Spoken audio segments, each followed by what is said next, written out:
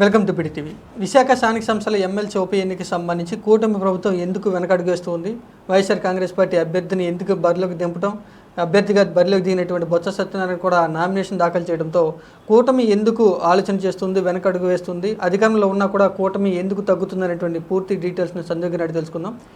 Sir, YCP party ఘోరంగా ఓడిపోయింది మొన్న ఎన్నికల్లో, అయినా కూడా ధైర్యంగా కూటమి అభ్యర్థిని నిలబెట్టిన, అధికారంలో ఉన్నా కూడా కూటమి ఎందుకని అభ్యర్థిని నిలబెట్టలేకపోతుందంటే ఉంటారు? అంటే ఇది విశాఖ ఎమ్మెల్సీ ఉప ఎన్నిక. సో దీంట్లో ఏంటంటే పరిస్థితి నార్మల్గా జరిగేటువంటి ఎన్నికలకి దీనికి చాలా తేడా ఉంది. ఫస్ట్ అది మనం గమనించాలి. ఇక్కడ ఏంటంటే ప్రజలు కాదు ఓట్లు వేసేది, ఇక్కడ ఓట్లు వేయాల్సింది ప్రజాప్రతినిధులు. స్థానిక సంస్థలలో గెలుపొందినటువంటి మున్సిపల్ కార్పొరేషన్ కౌన్సిలర్లు కావచ్చు, కార్పొరేటర్లు, కౌన్సిలర్లు, వార్డు మెంబర్లు, వీళ్ళు ఓట్లు వేయాలి. అలాగే ఎంపీటీసీలు, జెడ్పీటీసీలు వీళ్ళు ఓట్లు వేయాలి. దీంట్లో 800 మంది ఓటు హక్కును వినియోగించుకోవాల్సి ఉంటే 800 పైచీలకు. దీంట్లో దాదాపుగా 600కు పైన వైసీపీకి బలం ఉంది. ఇక కూటమి 3 పార్టీలు కలిపి కూడా 200 పైచీలకే బలం ఉంది. సో ఇప్పుడు అభ్యర్థిని నిలబెట్టిన కూటమి ఓటమి పాలవటం తప్పితే వేరే ఉపయోగం లేదు. ఇది క్లియర్ కట్ ఇండికేషన్. సో ఇక్కడ ఏమవుతుంది అంటే ఇక్కడ ప్రస్తుతం చంద్రబాబుకే ఇబ్బంది, జగన్కి పోయేదేం లేదు. వస్తే రాజ్యం పోతే సైనికుడు అన్నట్లుగా బొత్స సత్యనారాయణని నిలబెట్టారు. బొత్స సత్యనారాయణ అక్కడ సీనియర్ మోస్ట్ నాయకుడు ఉత్తరాంధ్రలో. అలాగే అట్ ద సేమ్ టైం అక్కడ ఉన్నటువంటి స్థానిక సంస్థల నాయకులని హోల్డ్ చేసుకోగలిగినటువంటి వ్యక్తి. ఎప్పుడైతే బొత్స సత్యనారాయణని ప్రకటించారో అప్పుడే స్థానికంగా వైసీపీకి ఉన్న 600 మందిని ఒక క్యాంపుకి తరలించేయటం జరిగింది. వాళ్ళ బాగోగులన్నీ బొత్స సత్యనారాయణ చూసుకుంటున్నాడు. అంటే దాదాపుగా ఇప్పటికి వారం రోజుల నుంచి ఈ 600 మందికి అయ్యేటువంటి పూర్తి ఖర్చు ఆయన భరిస్తున్నాడు. సింపుల్గా చెప్పాలంటే వన్ వర్డ్. సో రేపు ఓటు వేసేటప్పుడు మాత్రమే వాళ్ళని బయటికి తీసుకొస్తారు. సో ఈలోపు వాళ్ళకి వాళ్ళ ఫ్యామిలీస్తో కూడా సంబంధం ఉండదు, పూర్తిగా వాళ్ళని వీళ్ళ కంట్రోల్లో పెట్టుకున్నారు. సో ఇప్పుడు టీడీపీకి ఉన్న బలం ఎంత? 200. టీడీపీ గెలవాలంటే ఇంకో 200 బలం కావాలి. అది అంత ఈజీగా కాదు.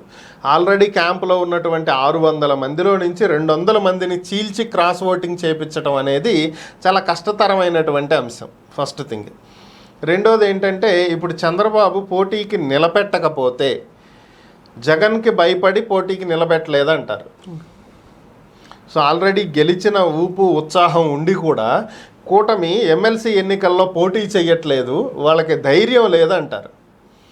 ఒకవేళ నిలబెట్టారనుకోండి, గెలుస్తారా ఓడిపోతారా? ఇక్కడ 2 క్వశ్చన్లు. సో ఇప్పుడు గెలవటానికే అవకాశాలు లేవు, ఓడిపోవటానికే అవకాశాలు ఉన్నాయి. సో ఓడిపోతే ప్రజలు దీన్ని ఎలా గమనిస్తారు? ఎమ్మెల్సీ ఎన్నికలంటే ఎలా జరుగుతాయి ఏంటి అనేది ప్రజలకు పూర్తి అవగాహన లేదు. కాబట్టి ఇవి స్థానిక సంస్థల నాయకులు ఓట్లేసేవే, ప్రజలు ఓట్లేసేది కాదు. దీన్ని వైసీపీ ఎలా ప్రచారం చేస్తుంది? రేపొద్దున ఈ 2 నెలల్లోనే కూటమి మీద వ్యతిరేకత వచ్చేసింది, అందుకే ఎవరు ఓట్లు వేయలేదంటారు.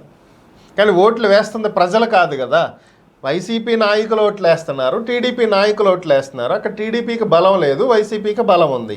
సో కాబట్టి వైసీపీనే గెలుస్తుంది, అక్కడ there is no doubt. So కానీ దాన్ని కూటమి మీద వ్యతిరేకత ఇప్పుడే ఎదురైంది అనేటువంటి ప్రచారం ముందుకెళ్తుంది. కాదు గెలిచారనుకోండి, అప్పుడు కూడా వైసీపీకే ఫెచ్. చంద్రబాబు నాయుడు రాజకీయాలు చేస్తున్నాడు, కుళ్ళు రాజకీయాలు చేస్తున్నాడు, స్వార్థపూరితమైనటువంటి ఆలోచనలతోటి వైసీపీకి బలమున్నా సరే వాళ్ళని కొని బలవంతంగా ఓట్లు వేయించుకున్నారు అని చెప్పి ఈ రకంగా చంద్రబాబు నాయుడికి కౌంటర్ ఇవ్వడానికి వైసీపీ సిద్ధంగా ఉంది. సో ఎటొచ్చినా కానీ జగన్కే బెనిఫిట్. ఇక్కడ చంద్రబాబుకి పెద్దగా ఒరిగేదేం లేదు. ఓడిపోతే అపవాదులు, నిలబెట్టకపోతే భయపడ్డాడనే మాటలు, పోనీ గెలిస్తేనేమో మనుషులను కొనుగోలు చేశాడనేటువంటి వార్తలు. సో ఎటొచ్చినా ఈ చంద్రబాబు మీద ఒక బ్లాక్ మార్క్ పడేదే తప్ప ఆయనకు ఫెచ్ అయ్యేది లేదు. అంటే టీడీపీ చెప్పుకునిద్ది, మేము గెలిచిన తర్వాత విశాఖలో తీసుకొచ్చినటువంటి మార్పులు, అక్కడ గత ప్రభుత్వం కబ్జా చేసినటువంటి భూములను మేము విడిపించాము, మేమేదో చేసేసాము, దానికి అక్కడ ఉన్న స్థానిక సంస్థల నాయకులంతా మా పరిపాలన మెచ్చి మాకు ఓటేశారని చెప్తారు. కానీ ఇది నమ్మేది ఎవరు? సో ఎవరు నమ్మరు, ప్రజలే నమ్మరు దీన్ని. సో కాబట్టి ఎటొచ్చినా కూడా ప్రాబ్లం చంద్రబాబుకే ఉంది తప్ప ఆయనకు లాభం లేదు. ఎటొచ్చినా లాభం జగన్కే ఉంది దీంట్లో. సో కాబట్టి ఆయన ముందుగా అభ్యర్థిని ప్రకటించాడు. ఈరోజు నామినేషన్ కూడా అయిపోయింది. సో రేపటితో నామినేషన్స్ లాస్ట్. ఇప్పటి వరకు కూటమి అభ్యర్థినే ప్రకటించాల, అది పరిస్థితి. అంటే ఆలస్యం చేయడంతోనే ఇంకా కూటమి మీద వ్యతిరేకత పెరిగే అవకాశం ఉందంటారు, నెగిటివ్ వచ్చే అవకాశం ఉందంటారు? అంటే ఇక్కడ నెగిటివ్ పాజిటివ్ అనటానికి అదే ఇందాక నేను చెప్పినట్లుగా ఇది ప్రజలు వేస్తున్నటువంటి ఓట్లు కాదు కదా. ప్రజలు వేసేటువంటి ఓట్లు అయితే వ్యతిరేకతో లేదంటే అనుకూలతో ఏదో ఒకటి అనేది వస్తుంది. కానీ ఇక్కడ వేసేది ఓట్లు వినియోగించుకునేదే నాయకులందరూ కలిసి ఇంకో నాయకుడిని ఎన్నుకుంటున్నారు. దీంట్లో వ్యతిరేకత ఏమీ ఉండదు, అనుకూలత అనేది కూడా ఏమీ ఉండదు. సో కాబట్టి దీనివల్ల పెద్ద ఉపయోగం అయితే ఏముండదు. అంటే నాకు వస్తున్నటువంటి వార్తల ప్రకారం అనవసరంగా ఈ ఎన్నికల్లో పార్టిసిపేట్ చేసి ఇబ్బంది పడే కంటే ఎలాగూ బలం లేదు. సో ఎవరైనా క్రాస్ ఓటింగ్ చేస్తారేమో ట్రై చేద్దామనేది టీడీపీ ఆల్రెడీ ప్రయత్నించినట్లుగా తెలుస్తుంది. కానీ అప్పటికే వైసీపీ మేల్కొని అందరినీ క్యాంపులకి తరలించినటువంటి నేపథ్యంలో అది సాధ్యమయ్యే విధంగా కనిపించకపోవడంతో బెటర్ గౌరవప్రదంగా అసలు పోటీకి నిలబెట్టకుండా ఉంటే పోయిద్ది అనేటువంటి ఆలోచన కూడా చేస్తున్నారు అనేది నాకున్నటువంటి సమాచారం. సో ఒకవేళ అదే నిజమైతే కూటమి అభ్యర్థిని నిలబెట్టకపోవచ్చు కూడా, ఏకగ్రీవంగా వైసీపీ అభ్యర్థి ఎమ్మెల్సీ అవ్వచ్చు, లేదు నిలబెట్టవచ్చు, చెప్పలేం. మనకున్న సమాచారమే నిజం అవ్వాలని ఏం లేదు కదా. అది కేవలం ఒక ఆలోచన, కన్ఫర్మ్ చేశారనేది కాదు. ఆ దిశగా కూడా ఆలోచనలు జరుగుతున్నాయి. ఆ ఆలోచనలు మారవచ్చు కదా, there may be a chance. So కాబట్టి చెప్పలేం. కూటమి ఎంపీ అయిన సీఎం రమేష్ ఒక 4 రోజుల క్రితం ఖచ్చితంగా కూటమి అభ్యర్థిని బరిలో నిలుపుతున్నాం, ఎంపిక చేయబోతున్నారు చంద్రబాబు గారు, మేమే గెలుస్తామంటూ కూడా ఆయన చెప్పడం జరిగింది. ఇప్పుడు వెనక తగ్గితే కనుక టోటల్గా కూటమి మీద ఒక అపవాదం వచ్చే అవకాశం ఉందా? వెనక తగ్గారు లేకపోతే భయపడ్డారు అనే అపవాదం వచ్చే అవకాశం ఉందా? అదే ఇందాక నేను చెప్పాను కదా, అభ్యర్థిని నిలబెట్టకపోతే చంద్రబాబు భయపడ్డాడు అనేటువంటిదే ప్రచారం జరుగుతుందని. కాకపోతే టీడీపీకి చెప్పుకుంటానికి కూడా ఇక్కడ ఒక అవకాశం దొరుకుతుంది. ఏంటి అంటే స్థానిక సంస్థలలో వైసీపీకి బలం ఉంది. సో 600 మంది ఓటింగ్ వాళ్ళకే ఉంది. మేము ఊరికే నిలబెట్టి ఓడిపోవటమే తప్ప దానివల్ల పెద్దగా ఒరిగేదేం లేదు. కాబట్టే మేము నిలబెట్టలేదు. మేము అన్యాయాలు అక్రమాలు చేయాలనుకోవట్లేదు, మేము నిజాయితీగా రాజకీయాలు చేయాలనుకుంటున్నాం, అందుకే మేము నిలబెట్టలేదని వాళ్ళు చెప్పుకుంటారు. దానివల్ల పెద్ద ప్రాబ్లం ఏం లేదు. సీఎం రమేష్ మాట్లాడారు అంటే చంద్రబాబు నాయుడు ఉత్తరాంధ్రకు చెందిన, ముఖ్యంగా ఈ విశాఖ జిల్లాలకు చెందినటువంటి 6గురితోటి ఒక కమిటీ ఏర్పాటు చేశాడు ఆయన, ఈ ఎమ్మెల్సీ అభ్యర్థిని ఎంపిక చేయటం కోసం. ఆ 6గురు కలిసి ఒక అభ్యర్థిని ఎన్నుకుంటారు, ఒక అభ్యర్థిని చంద్రబాబుకి రికమెండ్ చేస్తారు అనేది ఒక ఆలోచన. బట్ ఆ ఉద్దేశంతో సీఎం రమేష్ చెప్పు ఉండొచ్చు ఖచ్చితంగా మేము నిలబెడతాము అనేది. ఈ వ్యూహాలు అనేవి ప్రతి నిమిషం మారుతూ ఉంటాయి. ఇప్పుడున్నటువంటి వ్యూహం రేపొద్దున ఉండకపోవచ్చు. సో కాబట్టి రేపటితో నామినేషన్ లాస్ట్ కాబట్టి ఈ రోజు ఒక డెసిషన్ మార్చుకోవచ్చు, లేదా సడన్గా ఒక అభ్యర్థిని తీసుకొచ్చి ప్రకటించవచ్చు. ఒకటి నేను అనుకునేది ఏంటంటే, ఒకటి గౌరవప్రదంగా తప్పుకుంటారు, లేదా 2 నిలబడితే రూరల్ ఏరియాలకు చెందినటువంటి ఒక వ్యక్తిని నిలబెడతారు. ఎందుకని అంటే విశాఖ అర్బన్లో ఉన్నటువంటి ఓటింగ్ కంటే విశాఖ రూరల్లో ఉన్నటువంటి ఓటింగ్ ఎక్కువ. ఉన్నటువంటి 800 మందిలో కూడా రూరల్లో ఉన్నటువంటి నేతల ఓటింగ్ ఎక్కువ ఉంది, అర్బన్లో ఉన్నటువంటి నేతల ఓటింగ్ తక్కువ ఉంది. సో రూరల్ అభ్యర్థిని తీసుకొచ్చి నిలబెట్టడం ద్వారా ఆ ఎమ్మెల్సీ అభ్యర్థి గెలిస్తే సో వీళ్ళకి బెనిఫిట్ ఉంటుంది.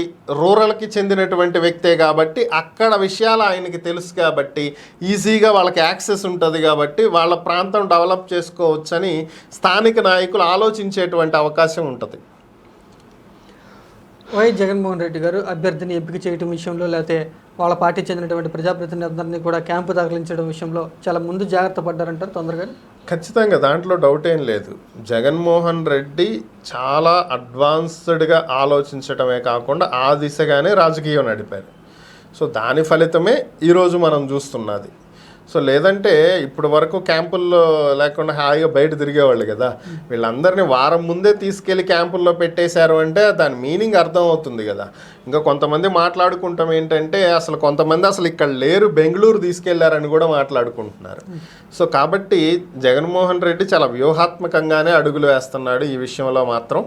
అది చెప్పాక ఎటొచ్చినా ఆయనకే బెనిఫిట్, టీడీపీకి దీంట్లో పెద్దగా ఒరిగేదేం లేదు. బట్ ఏం జరిగిద్ది అనేది చూడాలి. దాదాపుగా వైసీపీ గెలుచుకునే అవకాశాలు ఉన్నాయంటారు అయితే ఈ సీట్ని. ఎందుకంటే 600కు పైగా బలం వైసీపీకే ఉంది కాబట్టి గెలవటానికి అవకాశం ఉంది. అంటే మీరు గతంలో జరిగినటువంటి ఎమ్మెల్సీ ఎన్నికల్లో వైసీపీ వాళ్ళు 3 క్రాస్ ఓటింగ్ చేశారని పార్టీ నుంచి సస్పెన్షన్కి గురయ్యారు. అంటే ఒక 3 క్రాస్ ఓటింగ్ చేపించటం వేరు, 200 మందిని క్రాస్ ఓటింగ్ చేపించడం వేరు. సో బేసిక్గా ఎలక్షన్ అంటేనే కొనటం అమ్ముడు పోవటం, ఇది ఎవరు అవునన్నా ఎవరు కాదన్నా ఇది వాస్తవం. ఈవెన్ ఎలక్షన్ కమిషన్ ఎక్కడా కూడా కొనటాలు అమ్ముడు పోటాలు లేవు, ఓట్లు కొనుగోలు చేయటాన్ని మేము అడ్డుకుంటున్నాము అన్నా కూడా అదంతా కూడా అవాస్తవం. ఎందుకని అంటే వాళ్ళ దృష్టిలో అడ్డుకుంటున్నారు, రియాలిటీలో జరుగుతుంది ఏంటనేది మీకు తెలుసు, నాకు తెలుసు, ఎమ్మెల్యేలకి తెలుసు, అందరికీ తెలుసు. బెస్ట్ ఎగ్జాంపుల్ పిఠాపురంలోనే వంగా గీత గారు డబ్బులు ఇవ్వలేదని ఇంటి ముందు మహిళలు ధర్నా చేసినటువంటి పరిస్థితి. మరి ఓటర్లే కదా మహిళలంతా కూడా, ఓటర్లే మాకు డబ్బులు ఇవ్వలేదని ధర్నా చేస్తున్నప్పుడు ఓటు అమ్ముకోకూడదమ్మా అని చెప్పి వాళ్ళ మీద కేసులు పెట్టి లోపలేయగలిగిందా ఎలక్షన్ కమిషను? లేదు కదా. సో ప్రతి నియోజకవర్గంలో పోటీ చేసినటువంటి ప్రతి ఎమ్మెల్యేకి దాదాపుగా 70 నుంచి 100 కోట్ల రూపాయలు ఖర్చు వస్తుంది. ఎట్లొస్తుంది? ఎలక్షన్కి ముందు ప్రతి ఓటర్కి 1000 నుంచి 3000 మధ్యలో డబ్బులు పంచితే వస్తుంది ఈ ఖర్చు. కానీ ఎలక్షన్ కమిషన్ నిబంధనల ప్రకారం ఇంత ఖర్చు ఒక అభ్యర్థి పెట్టగలుగుతాడా? లెక్కలు చూపించగలుగుతారా? లేదు కదా. సో అంటే 200 మందిని ఇక్కడ పర్చేస్ చేయాలి డైరెక్ట్గా మాట్లాడితే. అది అంత ఈజీ విషయం కాదు. 600 మందిలో 200 మందిని ఎంచి వాళ్ళని పక్కకు తీసి వాళ్ళతో బేరసారాలు చేసి వాళ్ళని ఒప్పించి ఓటింగ్ వేయించడం అంటే చిన్న మ్యాటర్ కాదు అసలు ఇది. సో కాబట్టి వైసీపీకే అవకాశాలు ఎక్కువ. Okay, thank you sir. Sandeep గారు చెప్పినటువంటి మాటలు బట్టి చూస్తే విశాఖ స్థానిక సంస్థల ఎమ్మెల్సీ ఎన్నిక అనేది వైసీపీ పార్టీ వ్యూహాత్మకంగా వ్యవహరించి ముందుకు వెళ్తూ ఉంది. ఆ సీటును గెలుచుకునే వైసీపీకి ఎక్కువగా అవకాశం ఉంది. ఇక కూటమి ఆలోచన చేస్తూ ఉంది కాబట్టి కూటమి కూడా వెనక తగ్గే ఆలోచనలు ఉన్నట్లుగా ఎక్కువగా తెలుస్తుంది.